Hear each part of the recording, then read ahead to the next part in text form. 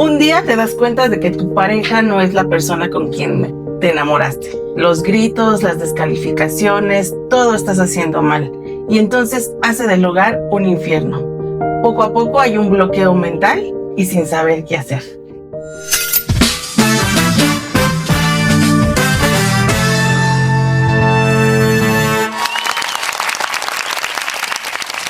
Bienvenidos a este capítulo del podcast Entre Leyes y Emociones. Bienvenido, Blanca, Cris.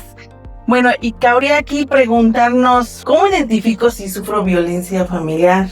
¿Qué hago si sufro violencia familiar? ¿O cómo cuido psicológicamente de mí? Bueno, primero, bien dicho, hay que definir qué es violencia familiar. Y lejos de la definición teórica que nos dan los códigos y eso, tenemos que entender que violencia es cualquier acto u omisión que tenga de por medio hacer sufrir o dañar a alguien. ¿A quién? A los miembros de la familia. ¿Por qué? Porque la violencia familiar se da entre este lazo de parentesco. Y bueno, sería también importante mencionar que independientemente del parentesco, ya evolucionó el código y ahora también se toma como violencia familiar cuando hay un noviazgo y tu novio o tu pareja te hace actos de violencia de poder u omisión para hacerte daño o hacerte sufrir. Es un daño intencional a la persona, ¿no? Y correcto. Bueno, también tenemos que aclarar, se habla mucho de estos temas, creo que actualmente hay mucha información, pero no deja de haber violencia. Hay que tener claro que hay varios tipos de violencia. No nada más es la violencia física, que usualmente suele ser la más escandalosa porque es visible, ¿no? Algún golpe, un moretón, pues es bastante visible y que además es a lo mejor la que más a veces escandaliza, ¿no? La violencia física. También tenemos la violencia psicológica, ¿no? Estas humillaciones, burlas, el control, los celos, el abuso emocional que puedas tener hacia la persona. La violencia sexual en el ámbito de las parejas también es muy común. No importa que haya una relación de por medio, tiene que haber siempre un consentimiento. Y entonces si no, pues caemos en una violencia sexual que también es común. Y bueno, hay muchos tipos de violencia, pero creo que estas son las más comunes en una pareja. Y por último, a lo mejor la violencia económica o patrimonial, que es cuando pues la pareja controla tus bienes materiales, tus cuentas bancarias, tus recursos financieros o te limita económicamente. Entonces, hay muchos más tipos de violencias, pero me parece que en una relación de pareja estas serían las 4 principales. Y bueno, también precisar, ¿no?, que esta violencia tiene por medio, lo dicho, hacer sufrir o dañar a tu pareja. Aunque también podemos visibilizar que hay otras conductas que a lo mejor nosotros no las vemos como violencias y también son parte de esta violencia que están ejerciendo. Y a veces lo hacemos como tan normal y tan común que no las tenemos como identificadas. Entonces aquí el objetivo es que también ahorita logremos identificar esas pequeñas conductas que a lo mejor si yo no me estaba dando cuenta, que ahora ya las pueda ver como que no es normal vivirla en pareja. Exacto, porque creo que es uno de los elementos de la violencia en pareja, ¿no? El poder identificar y darte cuenta que estás siendo víctima de violencia, porque a lo mejor lo tienes tan normalizado o piensas que es algo tan normal. Y creo que el objetivo de este espacio con el programa y el capítulo que el día de hoy estamos abordando es que las personas que nos están escuchando pues puedan darse cuenta que no es normal vivir así, ¿no? Y invitarlos a estar informados porque, repito, aunque haya mucha información, la violencia sigue sucediendo y se sigue dando. No, y lo dicho, el buscar asesoría real, porque las circunstancias, las cosas o la forma en que se dan los hechos son variados y eso implica diferentes métodos o diferentes perspectivas a tomar para poder vivir el proceso de la mejor manera. Sí, y lo vemos en relaciones muy tempranas, desde los noviazgos adolescentes. Desde ahí empiezan los primeros cimientos de violencia.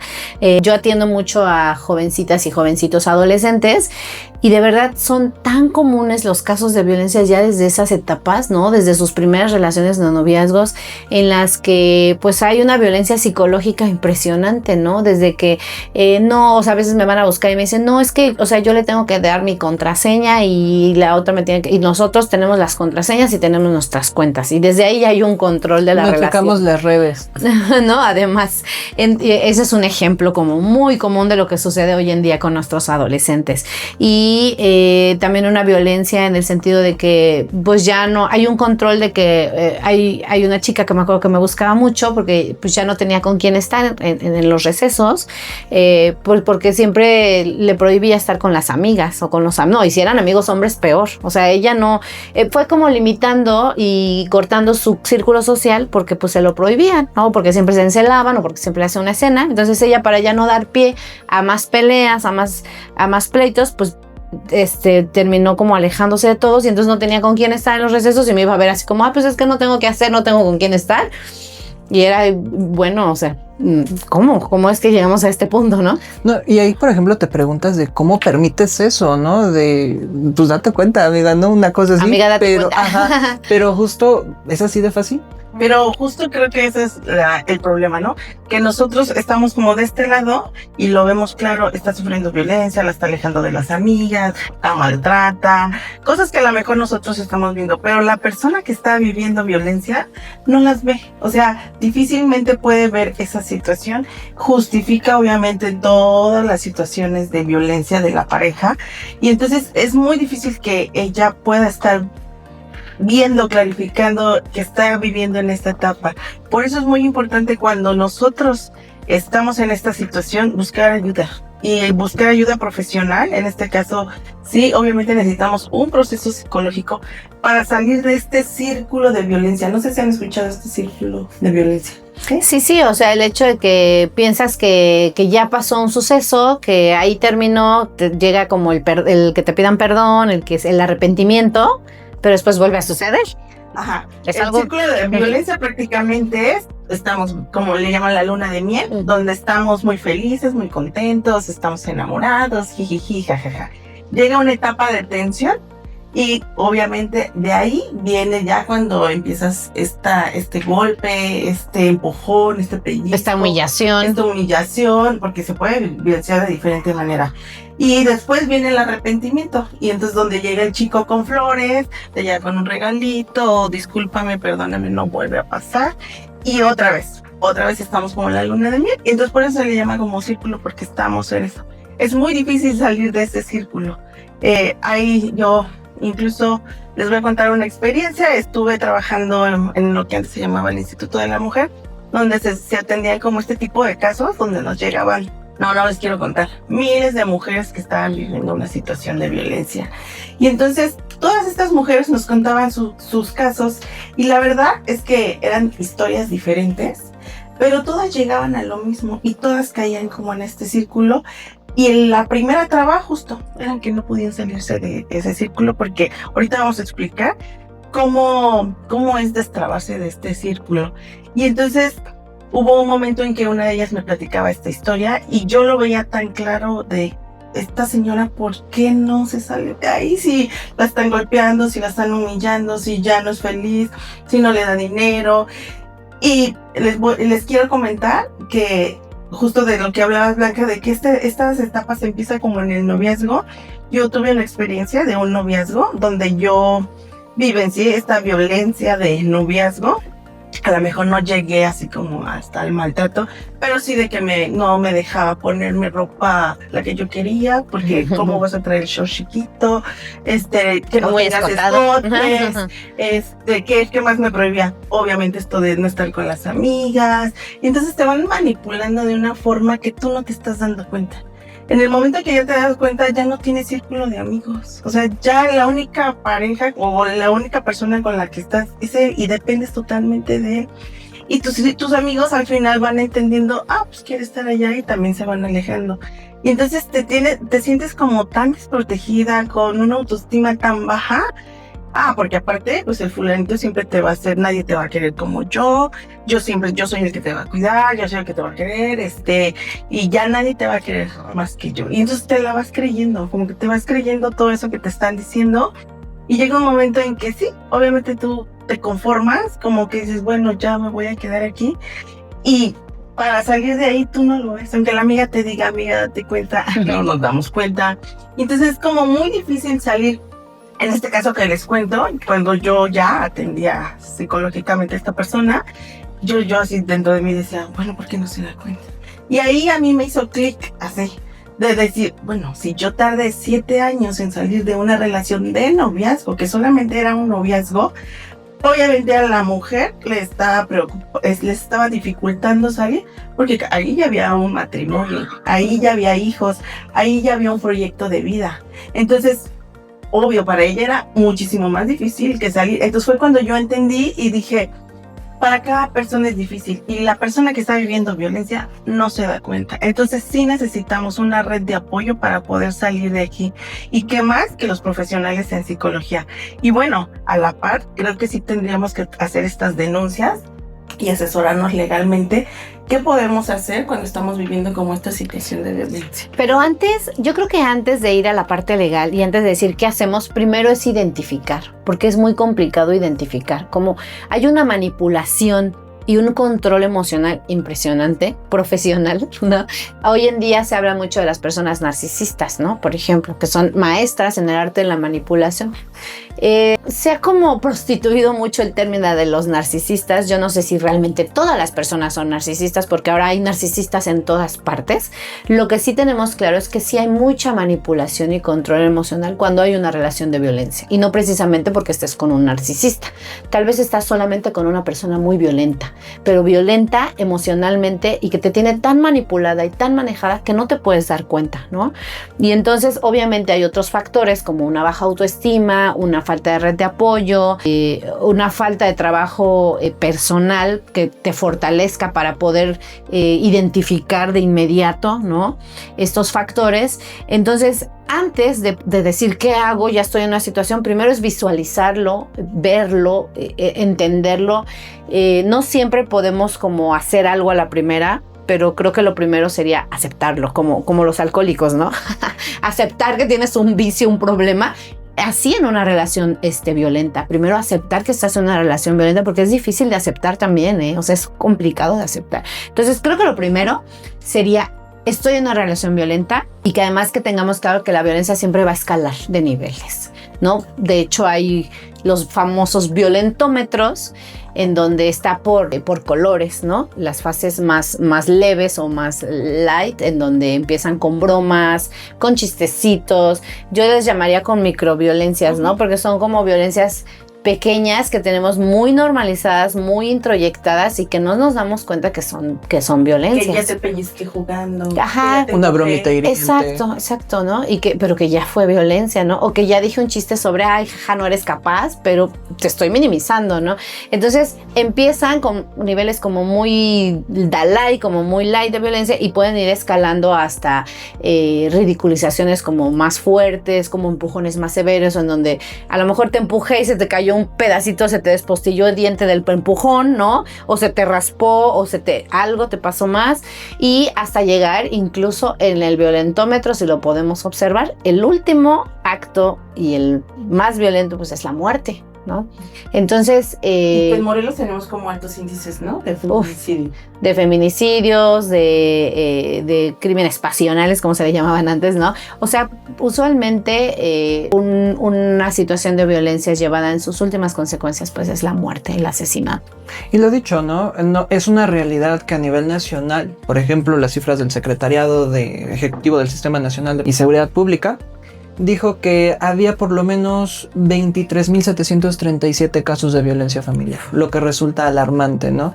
Y bueno, y esos son los denunciados. Sí, esos son los denunciados, pero falta ahora del otro lado, porque también, recordemos, la violencia no tiene género, tanto hombres como mujeres, por la presión social o por la vergüenza, por la culpa, pueden estarse reservando el denunciar, el manifestarse, el poner límite a esa violencia que se pueda dar. Y bueno, y justo en los casos, digo, a mí me ha tocado mucho en estos dictámenes de que justo la mujer denuncia, ¿no? Que está siendo violentada. Pero a mí me ha tocado que casi la mayoría de mis dictámenes, o sea, el hombre también ha sido violentado, nada más que no lo dice. Exacto. O sea, no lo dice. No lo denuncia. Pero él también está siendo violentado por la esposa. Pero nada más en los juzgados se ve que la mujer ha sido violentada. Sí, y claro, ¿no? También, por ejemplo, ahí podríamos hablar de temas de cuestión de estereotipos, ¿no? Y toda el menoscabo que debe de sufrir la persona, el masculino, por ejemplo, el hombre, en llevar este juicio y decir, oye, ¿sabes qué? Soy soy violentado por mi pareja, por mi mujer, ¿no? Entonces ahí inicia un estereotipo y es lo que impide que se hagan estas denuncias por esa presión social que puede existir todavía, aun y cuando ya hemos avanzado. Y bueno, una vez que ya se identificó la violencia como un daño, una conducta que te está haciendo sufrir entre tu familia o entre quien mantengas el vínculo, es importante, uno, salir de ese lugar, si es posible, si la violencia escaló ya a dar sus últimos niveles. Dos, a lo mejor si estás siendo violentado en ese momento, retirarte, buscar una zona segura y comunicarte. ¿Dónde me voy a comunicar? Bueno, hay diferentes números de centro de atención de emergencias para tener el acompañamiento de la policía preventiva y evitar o impedir que se dé todavía la violencia familiar o se continúe con ello. Estos números son los siguientes. Del Centro de Justicia para la Mujer tenemos el 777-310-2406 o también el 777-318-8753. Este Centro de Justicia para la Mujer, en dado caso de que tú seas mujer y que estés pasando por violencia familiar, te puedes comunicar ahí y puedes pedir a través de ellos el auxilio de la policía preventiva a efecto de poder prevenir la conducta del hecho, en este caso violencia familiar. Bueno, si te vas a comunicar directo porque estás en Cuernavaca, puedes hacerlo a la central de emergencias del municipio de Cuernavaca, el C4, al número 777-312-1274. Y bueno, si eres de cualquier otra parte del estado de Morelos, dentro de los municipios que tenemos, puedes comunicarte al 777-362-6300. Este corresponde al C5. Y bueno, es importante mencionar que estos números fueron recuperados de los sitios web de las dependencias y también de ciertos sitios de locación que proporciona Google Maps. Independientemente de si contestan o no contestan, en ese momento también se puede comunicar uno con alguien que le tengas confianza. Puede ser un familiar, un amigo, una persona que pueda ir y pueda a lo mejor controlar la situación. No va a meterse a dar golpes, pero a lo mejor sí controlar la situación. Y bueno, una vez que ya hiciste esto, que ya contuviste la violencia, ¿qué denunciar? Lo importante es denunciar. ¿Cómo? Bueno, puedes presentar tu denuncia ante el Ministerio Público de forma oral o de forma escrita. De forma oral te vas a presentar ante la unidad de atención temprana y ahí te van a levantar una entrevista. En esa entrevista se van a recabar todos los datos relativos al hecho de cómo se dio la violencia familiar y se van a hacer constar para poder abrir carpeta de investigación. Posteriormente, si lo quieres hacer a lo mejor todavía en escrito, puedes acudir al Ministerio Público y puedes ahí presentar tu escrito de denuncia señalando tu nombre, acompañándolo con tu identificación oficial, INE, pasaporte, lo que sea, y también haciendo saber tu domicilio, el domicilio del imputado en este caso, y narrar lo sucedido. ¿Qué? ¿Quién? ¿Cómo? ¿Cuándo? ¿Dónde? Todo esto es necesario porque a partir de esa información se va a abrir la carpeta de investigación. Ojo, es importante también que en estas cuestiones de violencia familiar se soliciten ante el Ministerio Público las medidas de protección. Eso, el fundamento lo tiene el artículo 137 del Código Nacional de Procedimientos Penales. Ahí hay un catálogo de diferentes medidas de protección que pueden tomarse para poder proteger a la persona que es víctima de violencia familiar. Y bueno, ahora vamos, somos de Morelos. ¿Qué ir a denunciar? ¿Dónde están las unidades de atención temprana? Pueden ir a la unidad de atención temprana en el Boulevard Apatlaco 165, Campo del Rayo, Temisco, Morelos.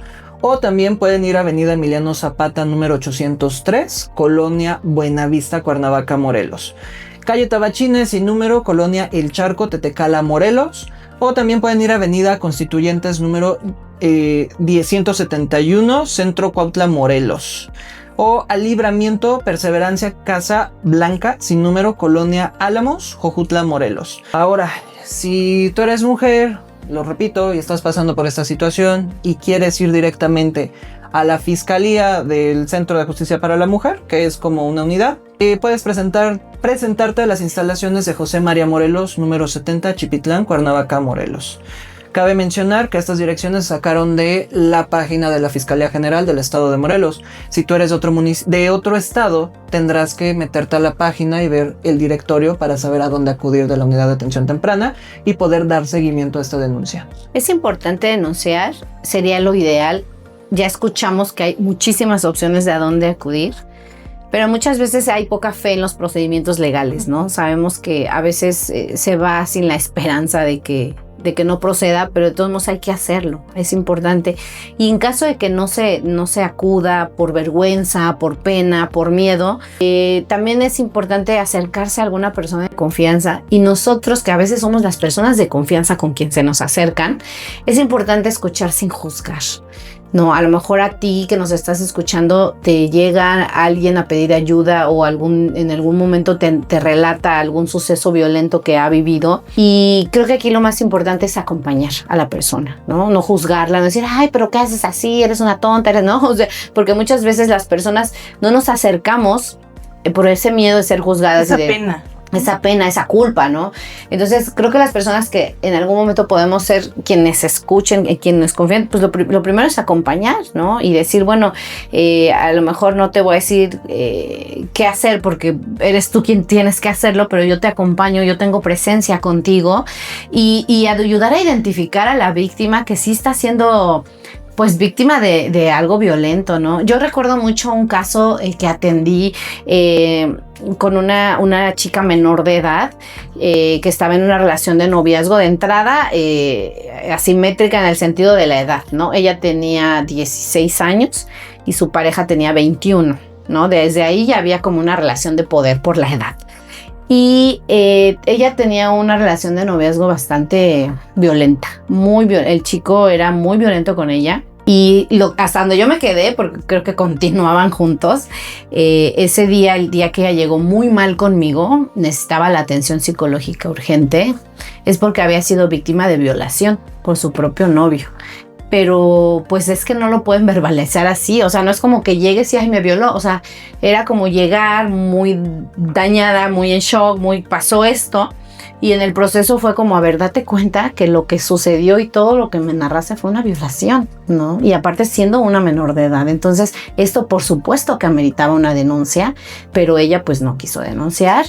Y bueno, se trabajó con ella, obviamente como era menor de edad, mi trabajo, mi responsabilidad era informarle a su mamá, a su tutora, se hizo el trabajo con la mamá. Cuando trabajé con la mamá y la mamá también venía de una relación muy violenta, pues entiendes cosas, ¿no? Y esta repetición de historias y este círculo familiar de la violencia. Y bueno, a los 2-3 días que hice seguimiento del caso, pues la chica ya andaba horneando pastelitos con el novio, ¿no?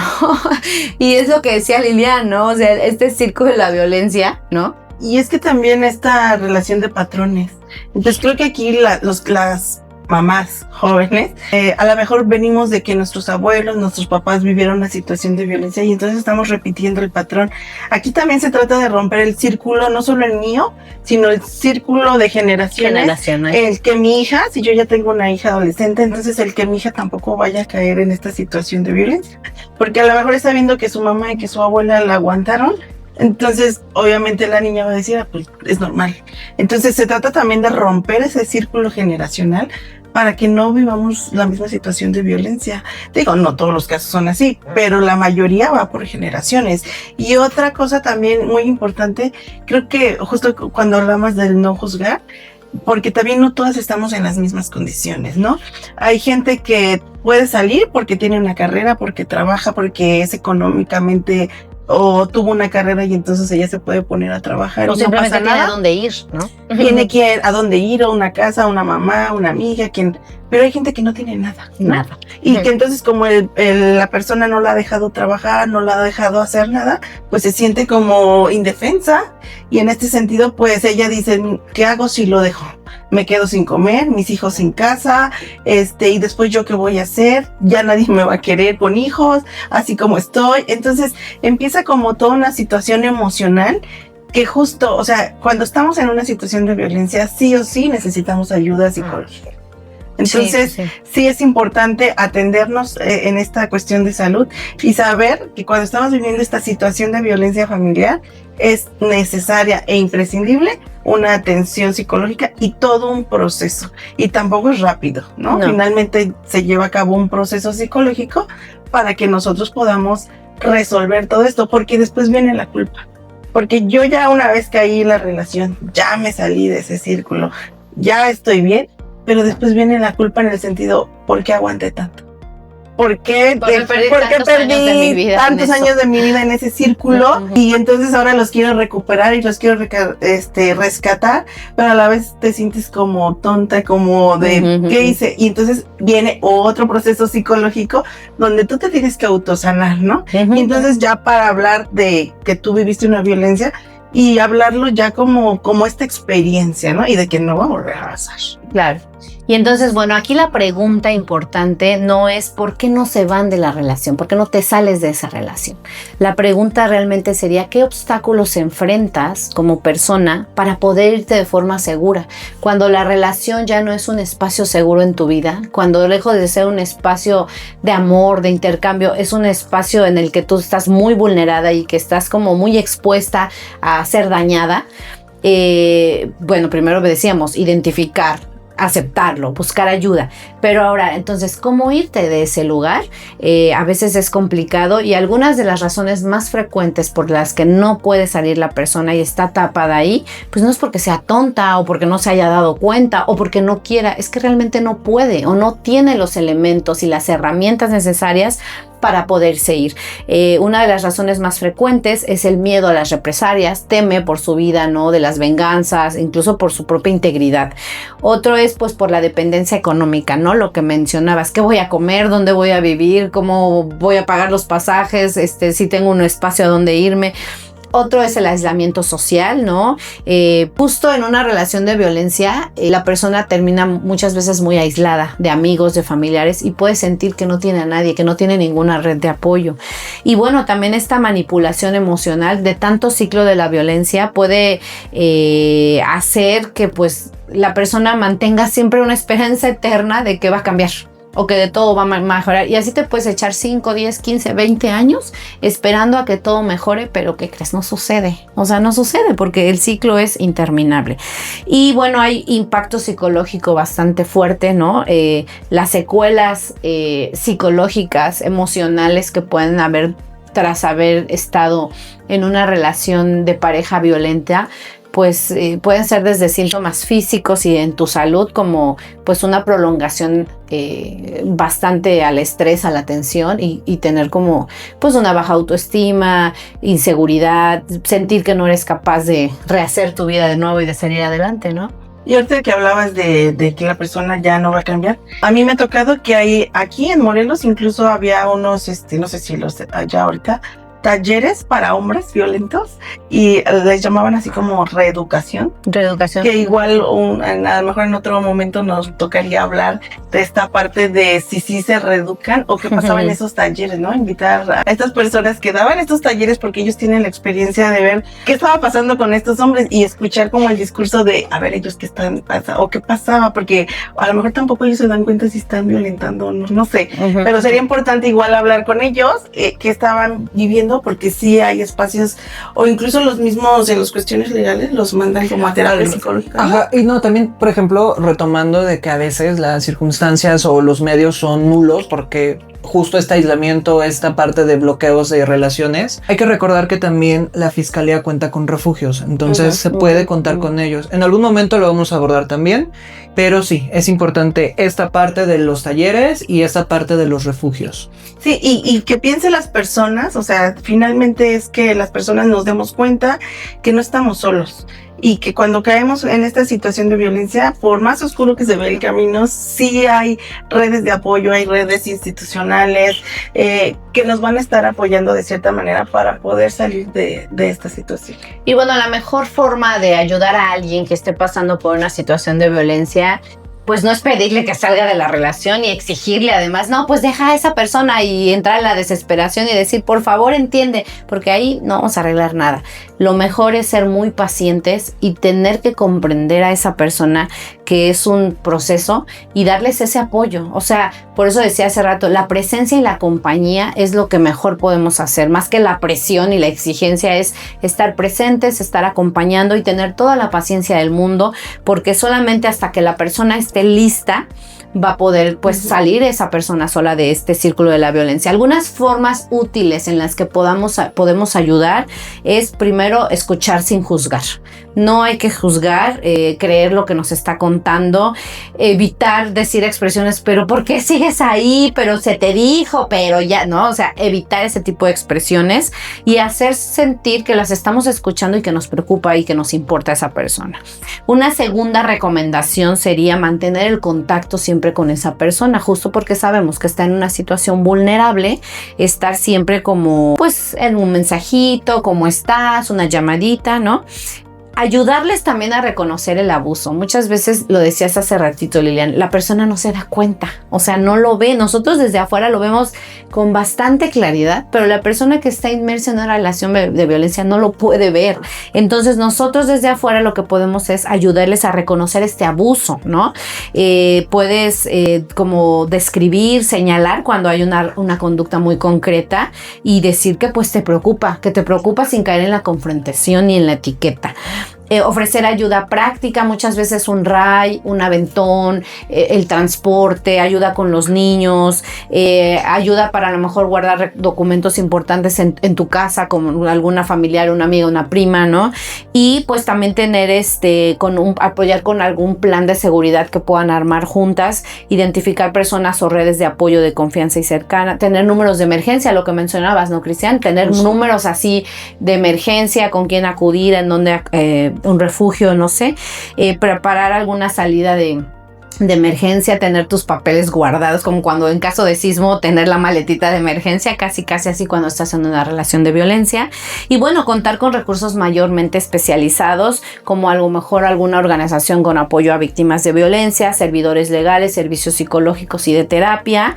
Y pues entender que salir de una relación así no es un único suceso, o sea, no es algo que va a ocurrir así de manera express, va a ser un proceso en el que hay que tener mucha paciencia y entender que cada una va a tener sus tiempos, ¿no? A lo mejor hay quien sale a la primera y a la primera señal de alerta corre, pero habrá quien sale a la segunda, a la tercera, a la cuarta, a la quinta, a la décima, ¿no? En este seminario de separaciones en el que les dije que tuve la oportunidad de participar, había mujeres que después de 10, 15, 20 años de vivir violencia, pues lo podían hacer. Entonces hay que entender que cada una tiene su tiempo, que cada una tiene su proceso y entender que pues no es como algo que suceda así de manera express. Hay personas que intentan muchas veces y llevan muchos intentos y no lo logran. Ese miedo, esa dependencia económica, las amenazas, la manipulación que hay de por medio hacen que la persona esté completamente paralizada, ¿no? Y entonces entender que va a ser un proceso hasta que la persona diga ya no, hasta aquí fue la última, pues hay que tener esa empatía y ese acompañamiento con las personas que están en estas situaciones. Pues lo dicho, recordarles que este tipo de espacios son no con la intención de asesorar, porque como ya lo hemos mencionado, cada circunstancia, cada caso es distinto y cada asunto tiene ciertas perspectivas que deben de ser tomadas para poderlas abordar de forma integral y ver cuál es la mejor solución. Se les invita nuevamente a acercarse al equipo de Click Legal. Nos pueden consultar en nuestras redes, en Click Legal MX, estamos en el sitio web, o también puede ser a través de las redes sociales como Instagram, Facebook y TikTok. Estas redes los pueden encontrar como Click Legal y Contable, o solamente como Click Legal. Sí, no olviden seguirnos en nuestras redes sociales y para que no se pierdan ninguno de nuestros contenidos, igual comentarnos ahí si quieren que hablemos de algún tema de interés o que profundicemos en ciertas temáticas. Vamos a estar ahí y bueno, no se pierdan como nuestro próximo episodio y recuerden que pues su voz importa y todos tenemos derecho a un nuevo comienzo. Gracias.